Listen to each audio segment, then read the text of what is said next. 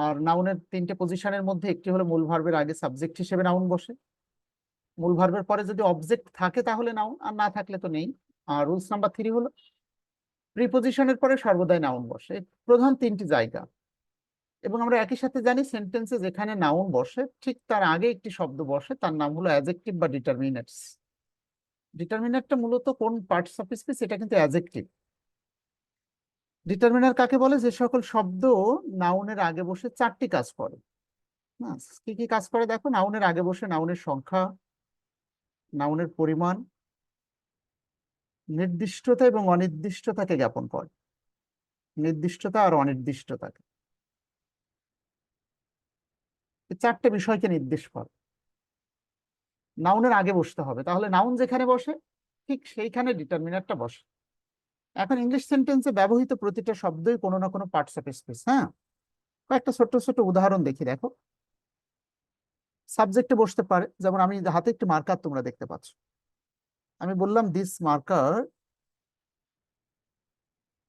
Rights well. প্রত্যেকটা English sentence হওয়ার basic শর্ত তোমরা জানো, subject and verb. an English sentence must have a subject and must have a finite verb. Sentence হওয়ার প্রথম শর্ত হলো সাবজেক্ট আর ভার্ব থাকবে। একটা ভার্ব একটি কারেক্ট ইংলিশ সেন্টেন্স হতে পারে, এটি হলো ভার্ব। ভার্বের আগে সাবজেক্টে যে বসেছে আমরা জানি একটা শব্দ হলে নাউন হতো, দুটো শব্দ হলে সাধারণত প্রথমটা অ্যাডজেক্টিভ হয় এবং দ্বিতীয়টা নাউন হয়। সো এই যে অ্যাডজেক্টিভ যেটাকে বলছি, এটাই মূলত নাউনের আগে বসে ডিটারমিনার হিসেবে কাজ করেছে। এটার আর একটা নাম আছে, এটাকে ডিটারমিনার বলে। যে সকল শব্দ নাউনের আগে বসে নাউনের সংখ্যা, নাউনের পরিমাণ, নাউনের নির্দিষ্টতা এবং অনির্দিষ্টতাকে জ্ঞাপন। তাহলে মোহনা কোনো বলতে পারবে এটা কি সংখ্যা বোঝালো নাকি পরিমাণ নাকি নির্দিষ্ট করে দিল? This marker rights well. আবার যদি বলি আই হ্যাভ, আমার আছে, কি আছে? অবজেক্ট হিসেবে বসতে পারে। আমার কিছু বন্ধু আছে। আই হ্যাভ ফ্রেন্ডস, শুধু বন্ধু আছে। বন্ধুর সংখ্যা কত? আমি বললাম এ ফিউ ফ্রেন্ডস। আমার কিছু সংখ্যক বন্ধু আছে, তাহলে এটি নাউন। ভার্বের পরে অবজেক্ট হিসেবে নাউন বসেছে। আর নাউনের আগে এই যে শব্দটা, এটাকে আমরা ডিটারমিনার বলছি। আর সকল ডিটারমিনার কোন পার্টস অফ স্পিচ? অ্যাডজেক্টিভ। তোমরা অবগত আছো তিনটা BCS A identify determiner from the sentence, এই রিলেটেড একটি প্রশ্ন হয়েছিল।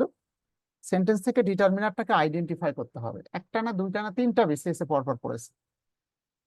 যাই হোক, তাহলে আমরা বুঝতে পারলাম ভার্বের আগে সাবজেক্টে নাউন থাকার কথা, নাউন ছাড়াও নাউনের আগে অতিরিক্ত যে শব্দ এটা অ্যাডজেক্টিভ, আর এটাই ডিটারমিনার। নির্দিষ্ট, দিস মার্কার, এই মার্কারকে নির্দিষ্ট করে দেওয়া হলো। আই হ্যাভ ফ্রেন্ডস, বন্ধু আছে, বন্ধুর সংখ্যা কতটা? কিছু সংখ্যক, সংখ্যাকে নির্দেশ করলো। আবার অনির্দিষ্টতাকেও নির্দেশ করে, পরিমাণকেও নির্দেশ করে। যেমন দেখো, বিসিএস এর কোশ্চেন ছিল I have no news for you. I have আমার আছে, নিউজ মানে সংবাদ, ফর ইউ তোমার জন্য। কি আছে? সংবাদ আছে, এটি অবজেক্ট হিসেবে বসছে। তো এই অবজেক্টের আগে অবজেক্ট হিসেবে যেটি বসছে এটি হলো নাউন। কিন্তু I have no news, BCS এর কোশ্চেন ছিল আমার কোনো সংবাদ নেই। এই যে অতিরিক্ত ভার্বের পরে অবজেক্টে একটা শব্দ হলে নাউন, দুটো শব্দ হলে একটা অ্যাডজেক্টিভ, একটা নাউন। অর্থাৎ এই নাউনটাকে নির্দিষ্ট নাকি অনির্দিষ্ট করে দিল, that's the question. I have no news for you, তোমার জন্য আমার কোনো সংবাদ নেই, এটি অনির্দিষ্ট করে দিল, এটি ডিটারমিনার। তাহলে ডিটারমিনারের চারটা কাজ। আবার কখনো কখনো পরিমাণকে নির্দেশ করে। হ্যাঁ, যেমন I have a little hope, আমার মনে সামান্য আশা আছে। I have little hope in my mind. তাহলে আই হ্যাভ আমার আছে, কি আছে? আশা আছে। এই হোপ হলো নাউন, অবজেক্ট হিসেবে নাউন বসে। আর নাউনের আগে অতিরিক্ত যে শব্দ, এটাকে আমরা ডিটারমিনার বলছি। আশার পরিমাণ কতটুকু? সামান্য পরিমাণ। তাহলে এটি ডিটারমিনার, এটি অ্যাডজেক্টিভ। আবার একইভাবে বলছিলাম প্রিপোজিশনের পরে তো নাউন বসার কথা। তো ইন মাই মাইন্ড, ইন প্রিপোজিশনের পরে একটা শব্দ হলে নাউন হতো, দুটো শব্দ তো এই মাইন্ডটা নাউন হলেও নাউনের আগে এই মাইটা ডিটারমিনার বা অ্যাডজেক্টিভ। আমি বোঝাতে চাচ্ছি, যে সকল ছাত্র জানে একটি ইংলিশ সেন্টেন্সে তিন জায়গায় নাউন বসে, কথা আসলেই সত্য। এবং নাউনের আগে অতিরিক্ত ওই তিন জায়গাতে অতিরিক্ত যে শব্দটা বসে ওটা মূলত অ্যাডজেক্টিভ বা ডিটারমিনার। এটা চারটা কাজ। নাউনের আগে বসে নাউনের সংখ্যা, নাউনের পরিমাণ, নির্দিষ্টতা এবং অনির্দিষ্টতাকে জ্ঞাপন করে। তাহলে টাইটেলটা বুঝছো এবার। এটাকে ডিটারমিনার বলে। এখন ডিটারমিনার চেনার জন্য সংক্ষিপ্ত কিছু রূপ রয়েছে, যেমন কারা কারা আসলে ডিটারমিনার হিসেবে কাজ করে এবং ডিটারমিনারের সাথে কোরিলেটেড টাইটেল আছে। এটা মূলত কাউন্টেবল এবং আনকাউন্টেবল নাউনের সাথে সম্পর্ক রয়েছে।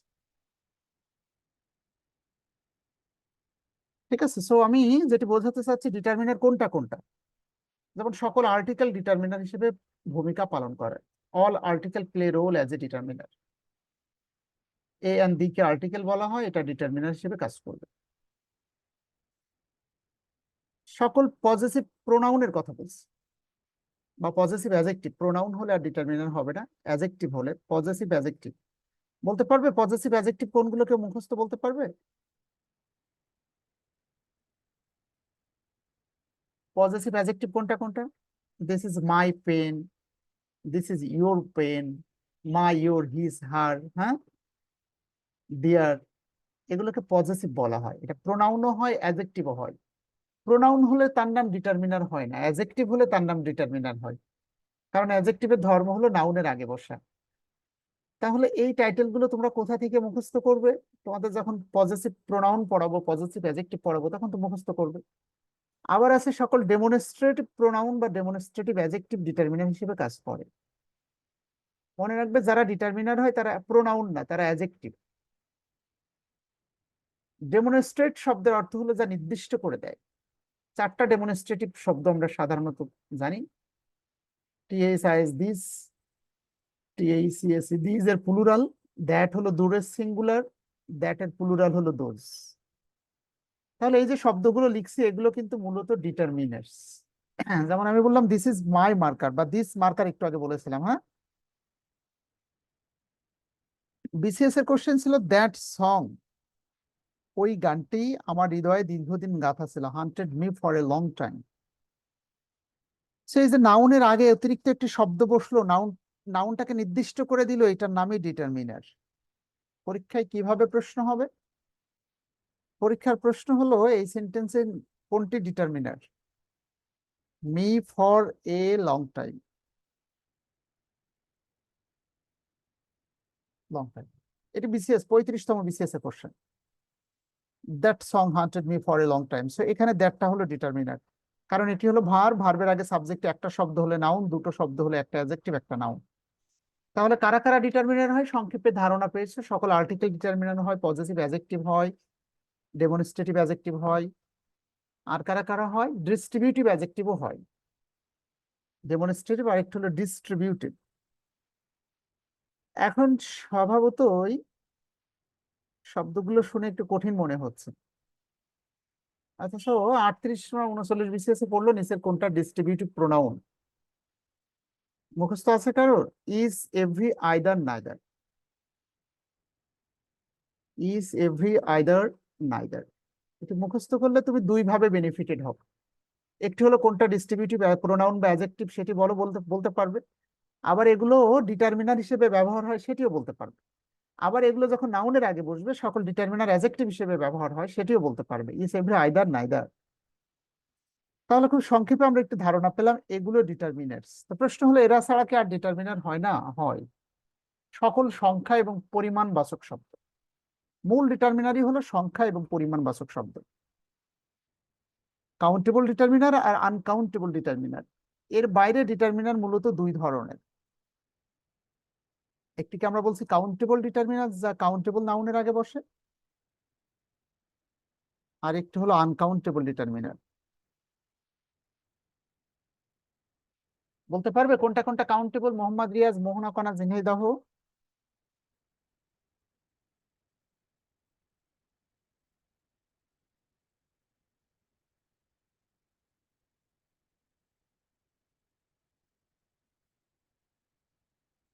জিনিয়াজ আপনি তো ভুলে গেছে মনে হয়। মাসুরা খানম, গোপালগঞ্জ। কাউন্টেবল ডিটারমিনার কিছু আছে যারা সংখ্যা এবং পরিমাণ বাচক শব্দ। ফিউ এর বাংলা অর্থ বলো তো, ফিউ মানে কি বলো তো? বাংলা অর্থ একজন বলো।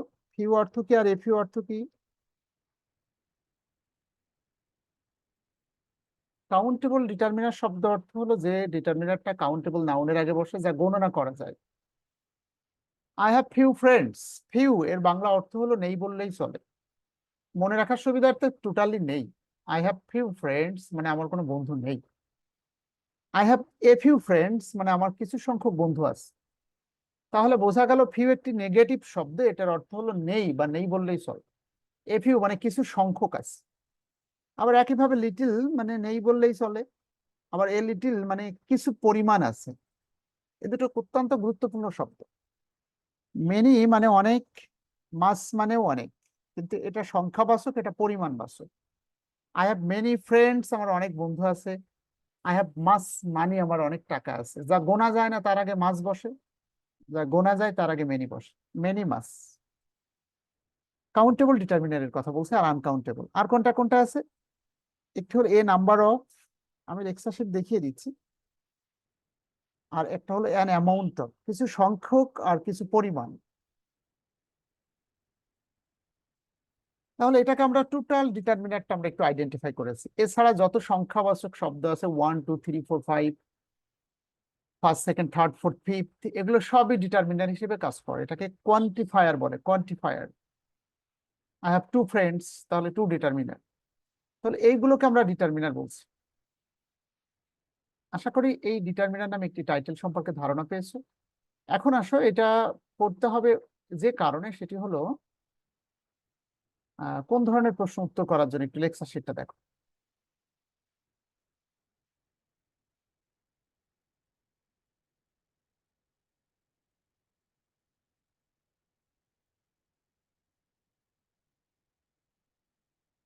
সো ইংলিশ আসলে নিয়মতান্ত্রিক প্র্যাকটিসটা আসলে একটু ধরে রাখা, আর এই টাইটেল গুলো না পড়লে তো তোমরা ভুলে যাও, একটু নিয়মিত স্মরণে রাখা আর কি। হুম। যেমন দেখো, ডিটারমিনারটা কেন এতটা গুরুত্বপূর্ণ। বিথি মাগুরায়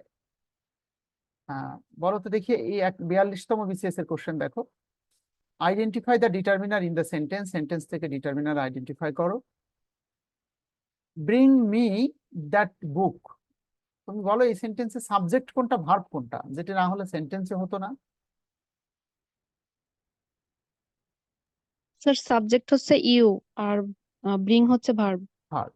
ইউ ব্রিং, তুমি বহন করে আনো, ধন্যবাদ, সে ভালো বলছে। আচ্ছা, তারপর অবজেক্ট কোনটা?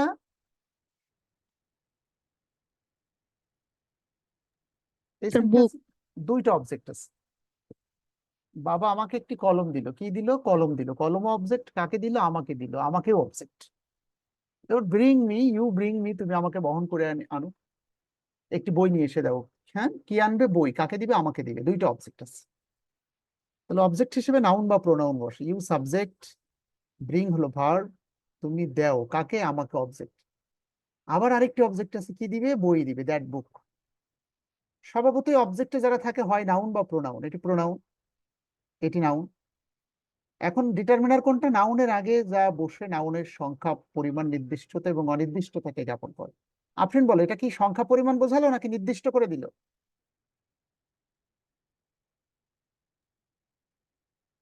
বুঝতে পারছো তো ডিটারমিনার কোনটা? বাকিরা, মোহাম্মদ রিয়াজ, এখানে দ্যাটটা হলো ডিটারমিনার। হ্যাঁ, ব্রিং মি দ্যাট বুক। এবার পরেরটা বলো তো দেখি। Identify the determiner in the following sentence. এটা আমি মনে হয় লিখে দিয়েছিলাম। I have no news for you. কে বলতে পারবে? I have no news for you. তো এই যে নিউজ হলো নাউন, নাউনের আগে কোনো সংবাদ নেই, এটা অনির্দিষ্টতাকে জ্ঞাপন করে, নির্দিষ্ট করেনি, অনির্দিষ্টতাকে জ্ঞাপন করেছে। এই নোটা হলো ডিটারমিনার। 40 বিসিএস। 35তম বিসিএস এ will it take much time, এটাকে খুব বেশি সময় নেবে। উইল ইট টেক, এটাকে গ্রহণ করবে মাস টাইম। এখানে টেকটা হলো সেন্টেন্সের মেন ভার্ব, উইলটা হলো মোডাল অক্সিলিয়ারি ভার্ব। আমরা জানি ইন্টারোগেটিভ সেন্টেন্স তৈরি করতে হলে অক্সিলিয়ারি ভার্বটাকে আগে নিতে হবে, তারপর সাবজেক্ট, তারপরে মূল ভার্ব। আর ভার্বের পরে অবজেক্ট হিসেবে এখানে টাইম এসছে, আর টাইমের আগে অতিরিক্ত একটা ডিটারমিনার এসছে, মাস। তো মেনি টাইম হলে কি ভুল হতো দীপালি? আমি যদি বলতাম will it take many time.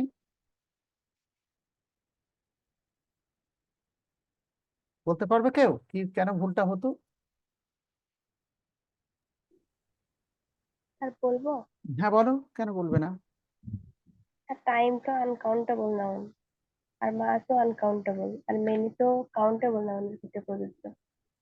হ্যাঁ, বুঝতে পারছো। এবার আসো, যারা আমি এতক্ষণ হোয়াইট বোর্ডে লিখেছি ভালো বুঝতে পারোনি, তারা এই যে ডিটারমিনার কাকে বলে আমি উদাহরণ দিয়ে লিখেছি, বুঝে বোঝানোর চেষ্টা করেছি। হ্যাঁ, শি ইজ মাই ব্রাদার বললেই তো হতো, ইয়াঙ্গার ব্রাদার বললেই তো হতো, আমার ছোট ভাই। কিন্তু একবারে নির্দিষ্ট করে দিলাম my younger brother. She is my, সে আমারই ছোট ভাই, এই মাই ডিটারমিনার। প্লিজ ডিস্ট্রিবিউট, দয়া করে বন্টন করে। ইউ সাবজেক্ট, ডিস্ট্রিবিউট হলো ভার্ব। কি বন্টন করবে? এই আমগুলো নির্দিষ্ট করে দিলাম, দিজ হলো ডিটারমিনার। কাদের মধ্যে? তোমার বন্ধুদের মধ্যে। নির্দিষ্ট করে দিলাম your determiner. That dog is barking again, এই কুকুরটা আবার ঘেউ ঘেউ করছে। দ্যাট ডগ, ওই কুকুরটা, একবারে নির্দিষ্ট করে দিলাম, that determiner. Which book are you reading now, বইটাকে নির্দিষ্ট করলাম, কোন বই? That which book. হ্যাঁ, সো এখন ডিটারমিনার আমি এখানে লিখে দিয়েছি, দেখো। এই যে positive adjective, demonstrative adjective, distributive, quantifiers. এক্ষেত্রে চম্পা খাতুন যেটি বললো, কাউন্টেবল নাউন, যে নাউনটা গোনা যায় তার আগে বসে কাউন্টেবল ডিটারমিনার, যে নাউনটা গোনা যায় না তার আগে বসে আনকাউন্টেবল ডিটারমিনার। ফিউ আর এ ফিউ, দা ফিউ এর অ্যাপ্লিকেশন নেই বললেই চলে, এটা একবারেই কেটে দিলাম। দা লিটিলের অ্যাপ্লিকেশনও নেই বললেই চলে, যা দরকার হবে না তা পড়ার কোনো দরকার নেই, মনে রাখতে হবে।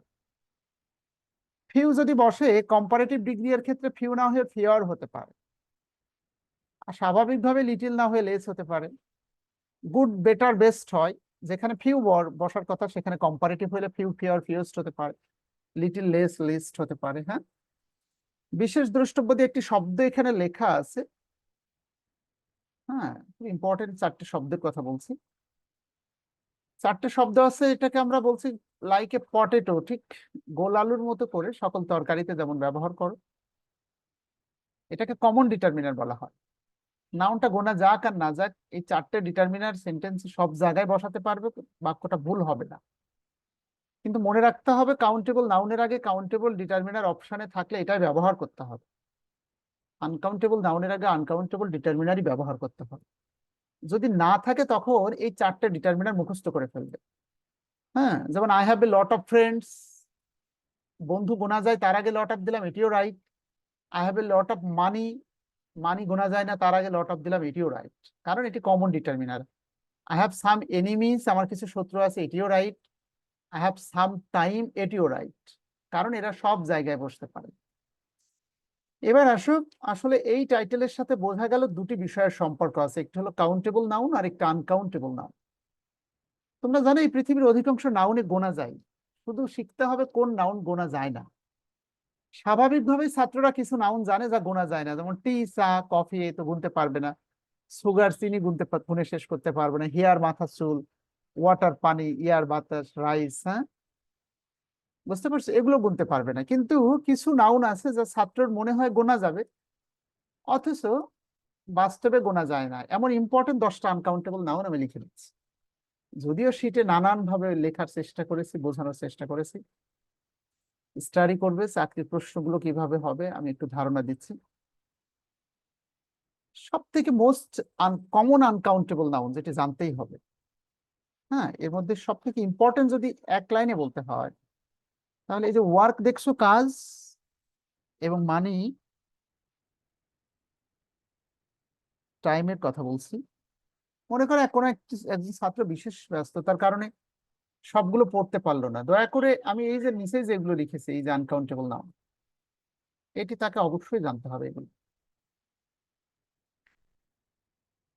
তাহলে বিতর্ক যেটি যেটি হয় সেটি হলো ছাত্রদের মাঝে, সেটি হলো ক্লথ বা কাপড় চোপড়, এখানে লিখতে হবে একটি।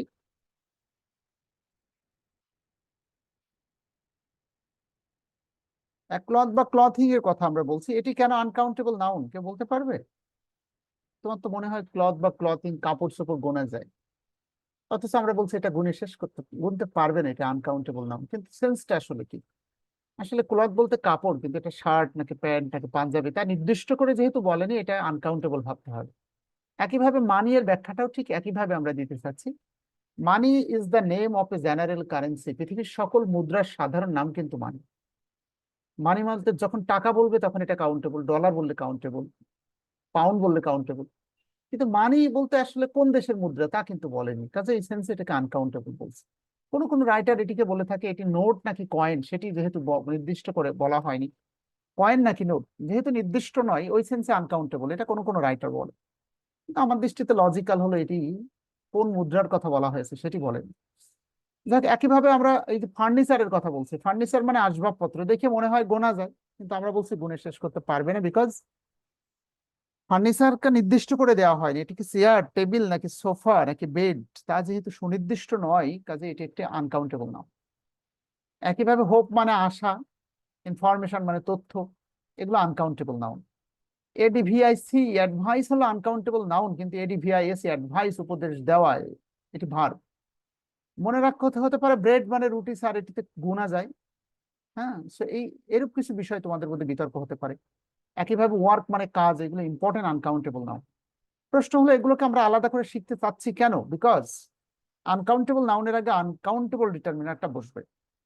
ছোট্ট প্র্যাকটিসে যদি আমি তোমাদেরকে নিয়ে যাই, ক্লিপস টোফেল থেকে দেখো, এই যে আমি এক্সারসাইজ ফ্রম ক্লিপস টোফেল, আমি এখন এগুলো ফোকাস করব। প্রথমটা দেখো, he does not have dash মানি। স্বাভাবিকভাবে দীপালি বলো, মানি কি গোনা যায়? জি না। যায়। তাহলে মেনি হবে নাকি মাস হবে?